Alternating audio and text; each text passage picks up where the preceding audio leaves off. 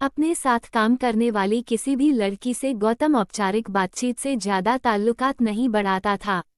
एक रोज एक रिपोर्ट बनाने के लिए उसे और श्रेया को ऑफिस बंद होने के बाद भी रुकना पड़ा और जाते जाते बॉस ने ताकीद कर दी, श्रेया को घर जाने में कुछ परेशानी हो तो देख लेना, गौतम। पार्किंग में आने पर श्रेया को अपनी एक्टिवा स्टार्ट करने की असफल कोशिश करते देख गौतम ने कहा, इसे आज यहीं छोड़ दो, श्रेया ठोक पीट कर स्टार्ट कर भी ली तो रास्ते में परेशान कर सकती है। कल मैकेनिक को दिखाने के बाद चलाना। ठीक है, पंकज से कहती हूँ पिक कर ले, श्रेया ने मोबाइल निकालते हुए कहा। वो 15-20 मिनट में आ जाएगा। उसे बुलाने से बेहतर है मेरी बाइक पर चलो, गौतम बोला।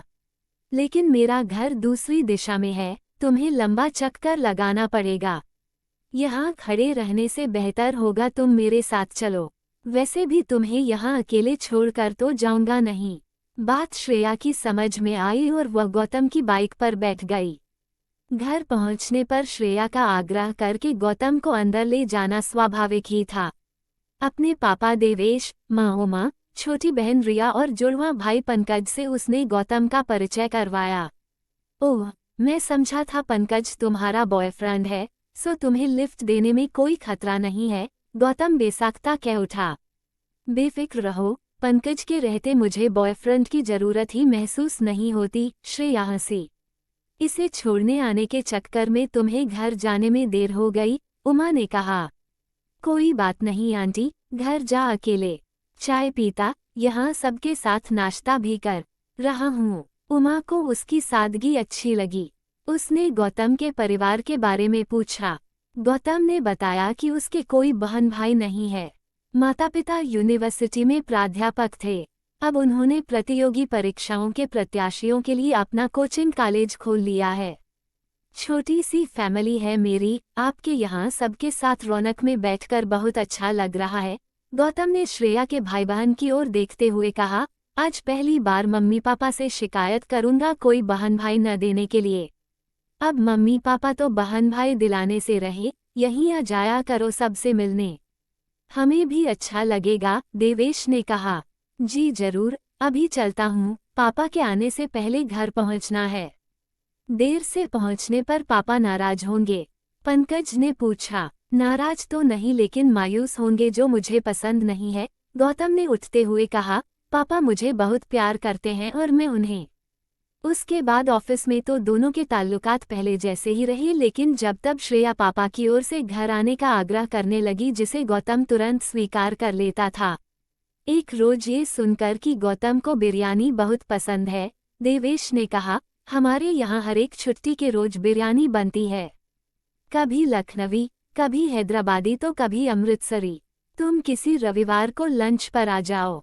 रविवार की दावत तो मैं स्वीकार नहीं कर सकता अंकल, क्योंकि एक रविवार ही तो मिलता है पापा के साथ लंच करने को। तो पापा को भी यहीं ले आओ। हाँ, ये ठीक रहेगा, गौतम फड़क कर बोला। पापा को भी बिरयानी बहुत पसंद है। तो ठीक है, इस रविवार को तुम पापा मम्मी के साथ लंच पर आ रहे हो। मुझे उनका नंबर दो, मैं स्वयं उनसे आने का आग्रह करूंगी, उमा ने कहा। इतनी औपचारिकता की आवश्यकता नहीं है आंटी, पापा मेरे कहने से ही आ जाएंगे। मम्मी तो शुद्ध शाकाहारी हैं, इसीलिए हमारे यहाँ ये सब नहीं बनता। मम्मी को फिर कभी ले आऊंगा, रविवार को मुझे और पापा को ही आने दीजिए, कहकर गौतम चला गया। रविवार को गौतम अपने पापा ब्रजेश के साथ आया। देवेश और उमा को ब्रजेश बहुत सहज और मिलनसार व्यक्ति लगे और बाप बेटे के आपसी लगाव व तालमेल ने उन्हें बहुत प्रभावित किया। इतनी स्वादिष्ट चिकन बिरयानी तो नहीं, लेकिन गीता भी उंगलियां चाटने वाली मटर की कचौड़ी और अचारी आलू वगैरह बनाती है, ब्रजेश ने कहा। अगले रविवार को आप सब हमारे यहाँ आ रहे हैं। देवेश और उमा सहर्ष मान गए। देवेश, उमा और श्रेया रविवार को गौतम के घर पहुंच गए। गीता भी बाप बेटे की तरह ही मिलनसार और हंसमुख थी। कुछ ही देर में दोनों परिवारों में अच्छा तालमेल हो गया और वातावरण सहज व अनौपचारिक। उमा किचन में गीता का हाथ बटाने चली गई। ब्रजेश ने बड़े शौक से सबको अपना पूरा घर दिखाया और फिर आने का अनुरोध किया। जरूर आएंगे, लेकिन उससे पहले गीता बहन को हमारे यहाँ आना है, उमा ने कहा। आप ना कहती तो भी मैं इसे लेकर आने वाला ही था और आऊंगा भी। ब्रजेश के कहने के अंदाज पर सभी हंस पड़े। एक रोज गौतम लंच ब्रेक में श्रेया के पास आया। मेरे पापा मम्मी तुम्हारे घर हमारी शादी की बात करने जा रहे हैं और ये तुम भी जानती हो कि तुम्हारे घर वाले इनकार नहीं करेंगे, लेकिन इससे पहले कि तुम हाँ कहो, मैं तुम्हें कुछ बताना चाहता हूँ अपने और अपने परिवार के बारे में। मेरे जीवन में हमेशा सर्वोच्च स्थान मेरे पापा का ही रहेगा, क्योंकि उनके मुझ पर बहुत एहसान है। वे मेरे जन्मदाता नहीं हैं। उनका देहांत तो मेरे जन्म के कुछ समय बाद ही हो गया था। वैसे तो पापा भी वहीं पढ़ाते थे जहां मम्मी, लेकिन वे मेरे मामा के दोस्त भी थे। अक्सर घर पर आया करते थे और मेरे साथ बहुत खेलते थे। एक रोज मामा से ये सुनने पर कि घर में मम्मी की दूसरी शादी की चर्चा चल रही है, उन्होंने छूटते ही पूछा, गौतम का क्या होगा? शादी ऐसे व्यक्ति से ही करेंगे जो गौतम को अपने बेटे की तरह अपना मानेगा, मामा ने जवाब दिया। इसकी क्या गारंटी होगी कि शादी के बाद वह अपनी बात पर कायम रहेगा? पापा ने फिर प्रश्न किया। ऐसे रिश्तों में तो हमेशा ही गारंटी से ज्यादा रिस्क रहता है, जो लेना पड़ता ही है, मामा ने फिर जवाब दिया। गौतम बहुत प्यारा बच्चा है, उसके साथ कोई रिस्क नहीं लेना चाहिए। मैं वादा करता हूँ गौतम को आजीवन पिता का प्यार दूंगा। गीता की शादी मुझसे कर दीजिए, पापा ने छूटते ही कहा। मम्मी के घर वाले तो तुरंत मान गए, लेकिन पापा के घर वालों को ये रिश्ता मंजूर नहीं था। इसलिए पापा ने उनसे रिश्ता तोड़कर मेरे मुंह में पुश्तैनी जायदाद भी छोड़ दी। यही नहीं, पापा उस समय आईएएस प्रतियोगी परीक्षा की तैयारी कर रहे थे, लेकिन शादी के बाद उन्होंने पढ़ाई के बजाय अपना सारा ध्यान मेरे लालन पालन में लगा दिया और परीक्षा नहीं दी, क्योंकि उन्हीं दिनों मम्मी का ऑपरेशन हुआ था और उनके लिए कई सप्ताह तक बेड रेस्ट अनिवार्य था। ये कहना अतिशयोक्ति नहीं होगा कि पापा ने अपना अस्तित्व ही मुझ में लीन कर दिया है। अब यह मेरा कर्तव्य है कि आजीवन पापा की खुशी को ही अपनी खुशी समझूं। शादी के बाद मेरी पत्नी को भी ये दायित्व निभाना पड़ेगा। जानता हूँ श्रेया, घर वाले ही नहीं, हम दोनों भी एक दूसरे को चाहने लगे हैं, फिर भी हाँ करने से पहले मैं चाहूँगा कि तुम अच्छी तरह से सोच लो। तुम्हें उम्र भर संयुक्त परिवार में रहना होगा, और वह भी पापा मम्मी की आज्ञा या इच्छानुसार। पापा बहुत सुलझे हुए सहृदय व्यक्ति हैं और तुम्हारी मम्मी भी। उनके साथ रहने में मुझे कोई परेशानी नहीं होगी, और अगर होगी भी तो उसकी शिकायत मैं कभी तुमसे नहीं करूंगी, श्रेया ने दृढ़ स्वर में कहा। करोगी भी तो मैं सुनूंगा नहीं, यह अच्छी तरह समझ लो, गौतम के स्वर में चुनौती थी। जल्दी ही दोनों की शादी तय हो गई, लेकिन तुरंत बाद ही एक अड़चन आ गई। ऑफिस के नियमानुसार वहां पति पत्नी एक साथ काम नहीं कर सकते थे। श्रेया ने बेहिचक नौकरी छोड़ दी। हनीमून से लौटने के बाद वह भी गीता और ब्रजेश के साथ कोचिंग कॉलेज में जाने लगी। उसने वहां ऑफिस की सब व्यवस्था संभाल ली जो अब तक ब्रजेश संभालते थे। ये सब करने में वह ब्रजेश के और भी करीब आ गई, वैसे भी बहुत स्नेह करते थे वे उससे। ये काम संभाल कर तुम ने मुझे बहुत राहत दी है श्रेया। थक जाता था पढ़ाने और फिर उसके बाद ये सब सिर रख पाए वाले काम करने में। काम इतना ज्यादा भी नहीं है कि इसके लिए किसी को नियुक्त करूं, एक रोज ब्रजेश ने कहा। ऐसा है पापा, तो ये काम अब आप मुझ पर ही छोड़ दीजिए, दूसरी नौकरी मिलने के बाद भी मैं इसके लिए समय निकाल लिया करूंगी, श्रेया ने कहा। मेरे लिए यानी अपने व्यथित पापा के लिए भी कभी थोड़ा समय निकाल सकोगी श्रेया? ब्रजेश ने कातर भाव से पूछा। श्रेया चौंक पड़ी। क्या कह रहे हैं पापा आप? और व्यथित? मम्मी और गौतम को पता चल गया तो वे आपसे भी अधिक व्यथित हो जाएंगे। उन दोनों को तो पता भी नहीं चलना चाहिए। वैसे भी वे कुछ नहीं कर सकते, तो कौन कर सकता है पापा? तुम, केवल तुम, श्रेया, ब्रजेश ने बड़े विवश भाव से कहा। वह कैसे पापा? श्रेया ने सहमे स्वर में पूछा। मेरी व्यथा, मेरी करुण कहानी सुनोगी? जरूर पापा, अभी सुना दीजिए न। अभी तो आपकी क्लास भी नहीं है। लेकिन यहाँ नहीं, लॉन्ग ड्राइव पर चलोगी मेरे साथ? चलिए, एनीथिंग फॉर यू पापा। मैडम को कह देना हम लाइब्रेरी जा रहे हैं, अगर लौटने में देर हो जाए तो वे मेरी क्लास में कल रात तैयार किया प्रश्न पत्र बांट दें। ब्रजेश ने चपरासी से कहा और श्रेया के साथ बाहर आ गए। गाड़ी चलाते हुए ब्रजेश चुप रहे। शहर से दूर एक बहुत बड़े अहाते में बनी हवेलीनुमा बहुमंजिली कोठी के सामने उन्होंने गाड़ी रोक दी। ये हमारी पुश्तैनी कोठी है। पिताजी मेरे और गीता के विवाह के लिए एक ही शर्त पर राजी थे कि इस जायदाद पर सिर्फ उनके अपने खून यानी मेरी औलाद का ही हक होगा, गौतम का नहीं। गौतम के लिए ही तो मैं शादी कर रहा था, इसलिए मुझे ये बात इतनी बुरी लगी कि मैंने फैसला कर लिया कि मेरी अपनी औलाद होगी ही नहीं। गीता के गर्भाशय में फाइब्रॉइड्स थे जिनका वह इलाज करवा रही थी, लेकिन मैंने उसे दवाएं खाने के बजाय ऑपरेशन करवाकर गर्भाशय ही निकलवाने को मना लिया। उसके बाद एक शहर में रहते हुए भी न कभी पिताजी ने मुझे बुलाया, न मैं स्वयं ही गया। कुछ वर्ष पहले ही पिताजी का निधन हुआ है।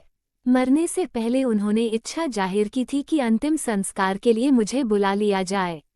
जायदाद तो खैर लाचारी में मेरे नाम करनी ही थी, क्योंकि दान देने से तो जायदाद पराए लोगों को ही मिलती, जो वे चाहते नहीं थे।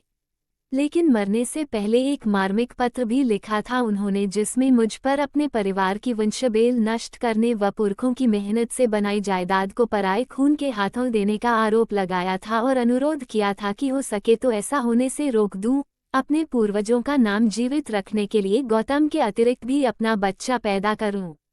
उस पत्र को पढ़ने के बाद मैं आत्मग्लानि से ग्रस्त हो गया हूँ।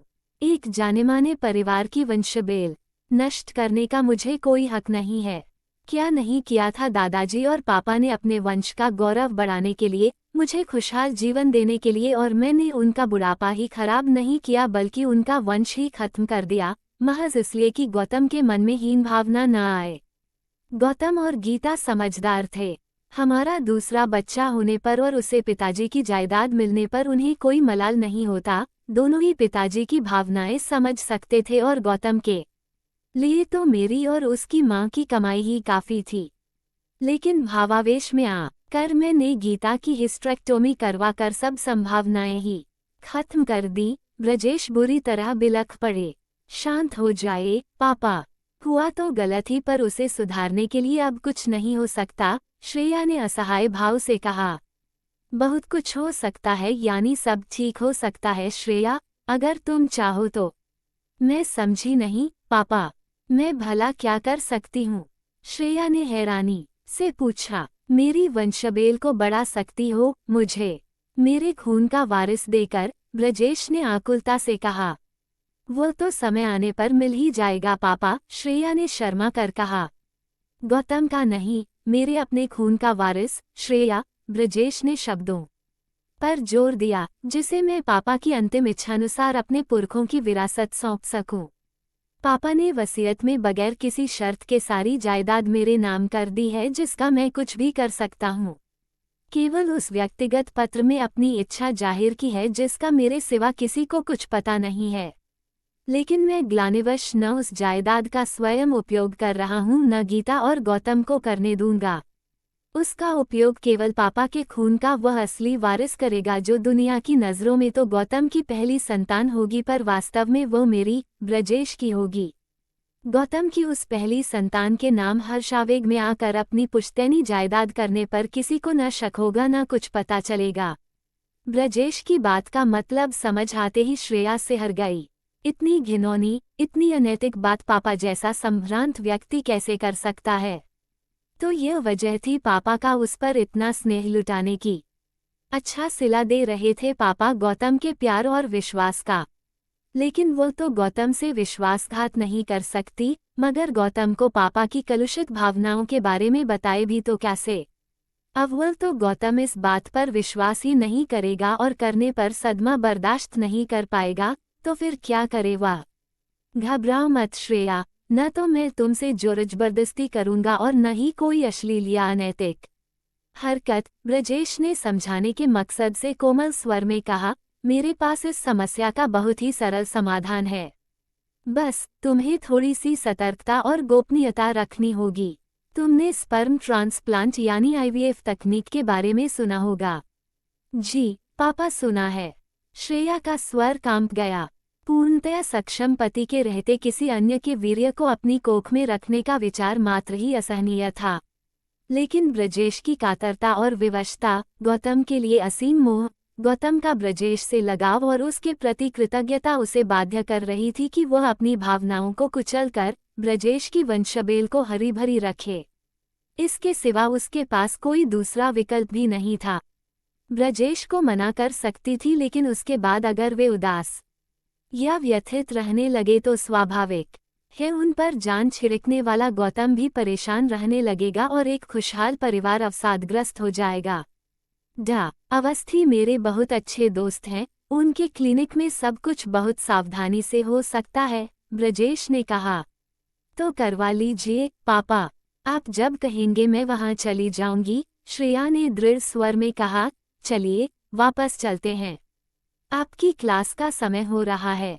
ब्रजेश ने विस्फारित नेत्रों से श्रेया को देखा। उन्होंने बहुत पौराणिक कथाएं पढ़ रखी थीं, लेकिन जो श्रेया करने जा रही थी ऐसा तो उन काल्पनिक कथाओं की किसी भी नायिका ने कभी नहीं किया था।